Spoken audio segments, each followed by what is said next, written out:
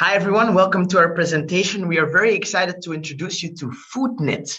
So FoodNet is a platform that tries to connect farmers with retailers and food manufacturers and distributors. And we are located in India. But before we get into all the details, I do want to walk you briefly through our agenda so you have an idea what we're going to talk about today. So first of all, I want to introduce you to our team. It's not only me. We have a very nice group who worked on this project together. Then I want to introduce you to the problem. What problem did we identify in India and why should we care? Then I'm going to walk you through the business idea and its inside benefits. Then since we have the idea, how are we going to launch our platform in India? What are our strategies? What is our adoption cycle? How are we going to get people onto the platform? We're going to talk a little bit about, okay, what is the direct network effect, the indirect network effect? And then once we have actually all the consumers and the producers on the platform, how are we going to make sure they stay there? So what is our customer retention strategy? We're going to talk a little bit about the boundaries of the platform, and then we're going to round it up with a conclusion. So without further ado, the faces behind this project are Luara, we have Takumi, we have Purva, we have Jessica, we have Srekant, and we have myself, Tim. So why did we choose India? So for those who don't know, but India is actually the second biggest food producer in the world. And although it's a very big industry already, it can be way bigger. In fact, we found data that 45% of all food that is produced in India goes to waste. This is due to inefficient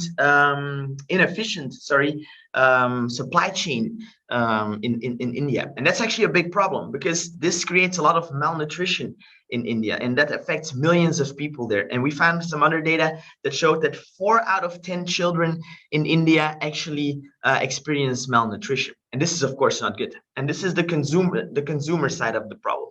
Now, for the producer side, for the farmers, it's also very bad news because a large part of their supply that they provide, they cannot sell because the food turns bad.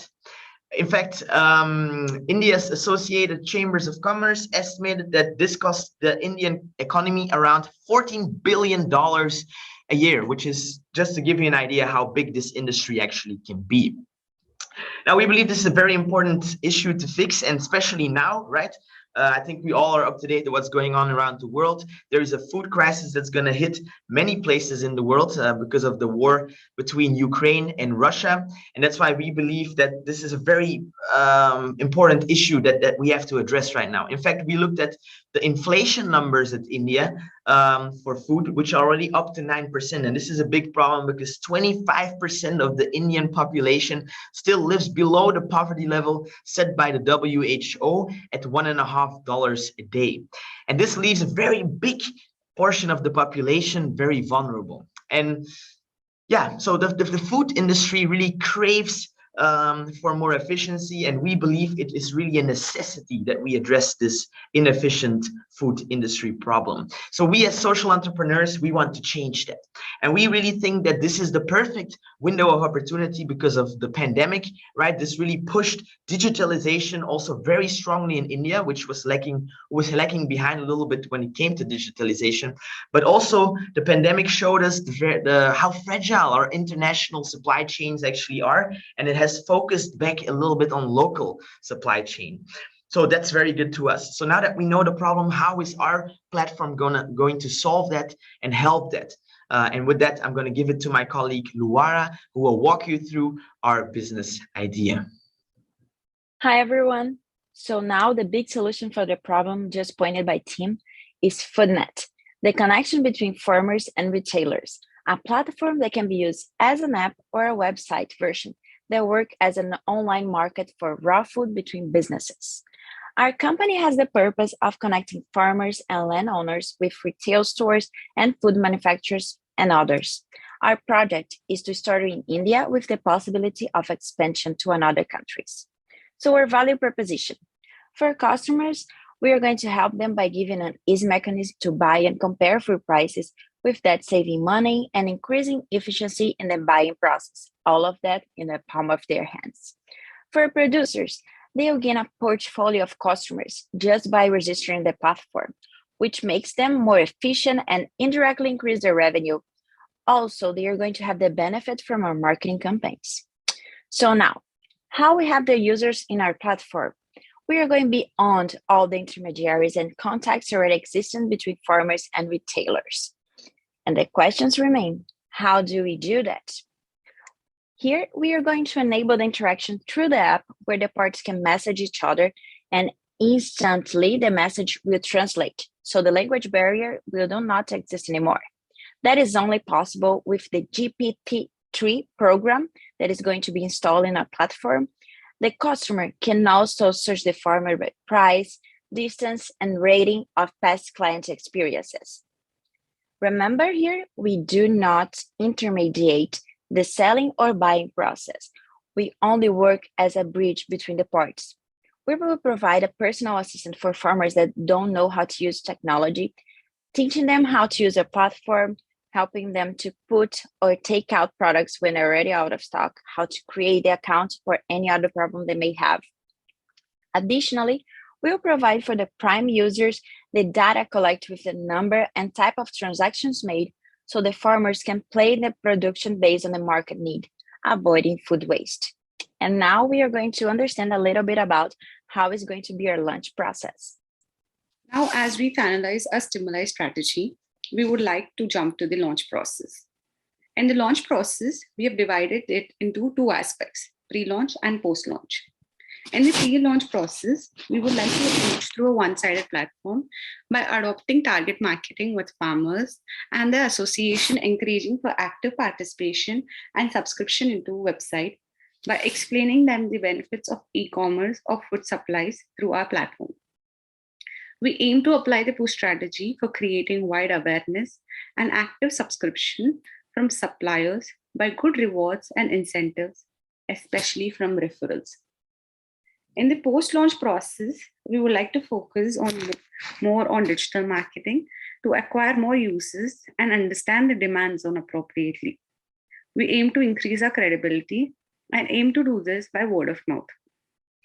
We will implement the reward system to all the users for active participation, for giving good feedback and reviews on the platform.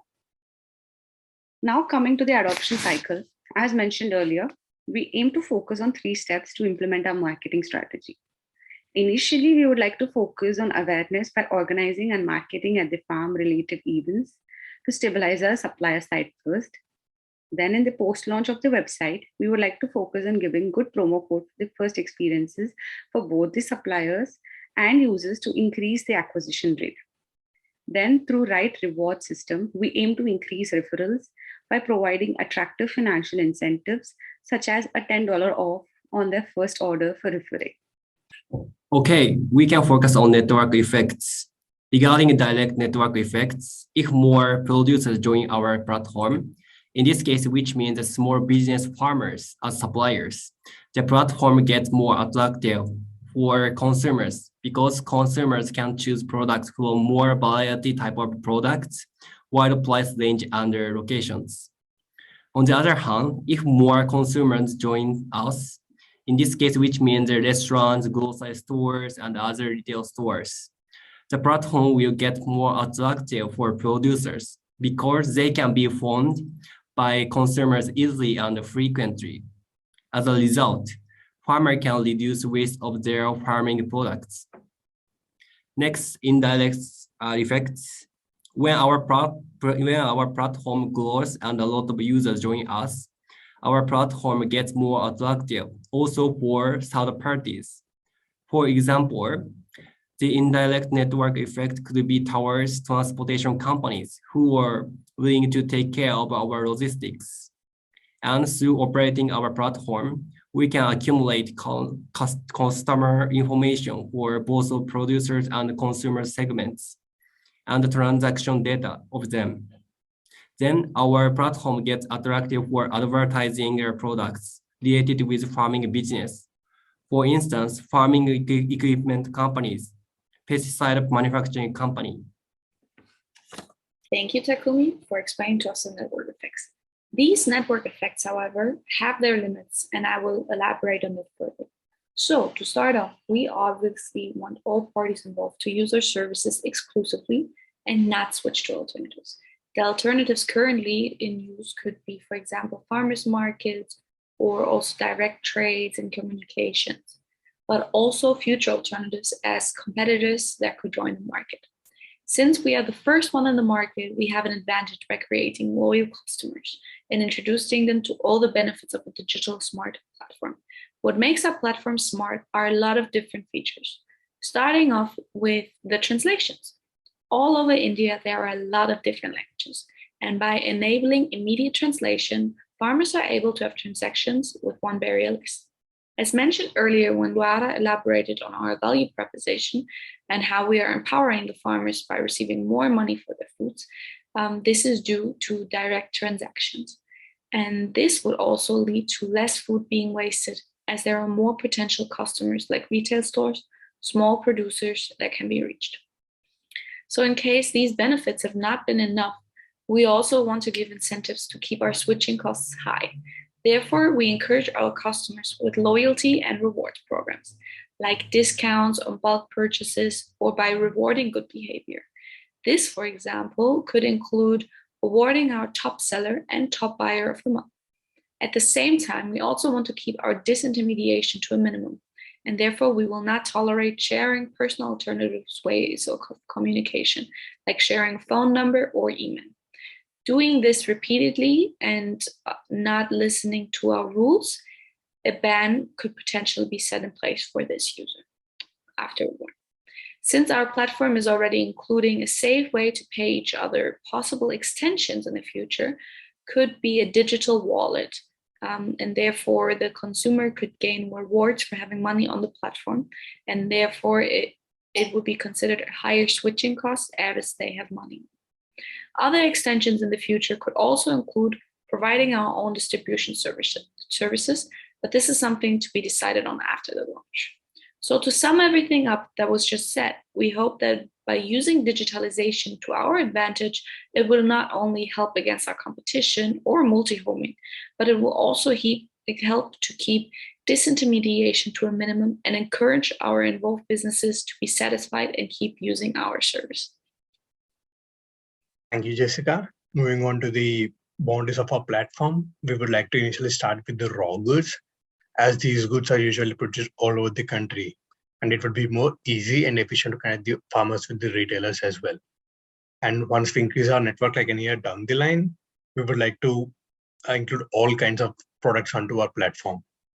And we would like to also expand our services into different segments, such as the transportation and the insurance, so the retailer could or the farmer could opt for. We would like to also apply for a patent, because as we see the crisis going on all over the world right now, and the crisis in India now, we feel that there's a huge scope for this platform to come into place. Moving on to the conclusion, the Indian food business is suffering because farmers are not even getting the minimum amount that they have invested in their in the crop. So farmers are quitting their jobs and moving on to cities to find different kinds of jobs, such as cleaning. So if this continues, there will be no one for farming, and there will be a huge food crisis, and that would lead humanity to starving. So to solve this issue, we, the team FoodNet, have come up with a platform where the farmers could meet the retailers, and both of them could the best price in the market. And we would like to give them the professional services where they could increase their products or their or get the best price for the retailers. So thank you for seeing our presentation. We would like to hear your feedback soon. Thank you.